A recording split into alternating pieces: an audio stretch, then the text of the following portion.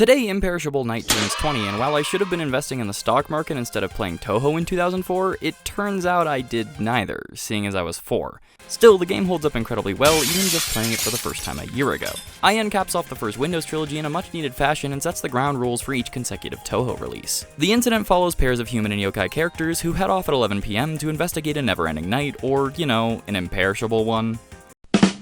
Gameplay-wise, your normal shots are fired from human characters, or half-human in Yomu's case, and your focus shots are fired from yokai. Pairs of characters wouldn't be reintroduced until Touhou 11, Subterranean Animism, so this was a unique addition for the time. Speaking of time is of the essence, as continues are only limited to how long you have left in the night. Each stage adds an hour to your clock, and each continue adds 30 minutes, making you beat the game before 5 AM. The only way to prevent excess waste is to collect enough time from enemies in the stage by either killing as a human or grazing as a yokai, and keeping this funky little yokai meter below -80% or above 80%. The mechanics are neat and complex, but the game was mainly influential for the amount of lore it added to a freshly refreshed series and the content it had to offer. It was the first game to introduce spell card practice. Final spell cards added a bit of extra challenge, and the game forces you to complete it twice before getting the true final stage, and then gives you individuals to play as instead of pairs if you beat the game with every single pair. It also introduced a multitude of highly recognizable fan-favorite characters like Princess Kaguya, Erin, the Moon Rabbits, this one, and of course, undeniably the most influential character of them all,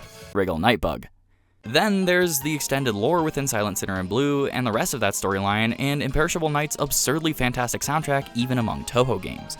IN makes choosing a favorite soundtrack from the first 3 Windows games incredibly tough because while it's a slow burner in many cases, Love Colored Master Spark is clearly too incredible to allow my anime video to stay monetized.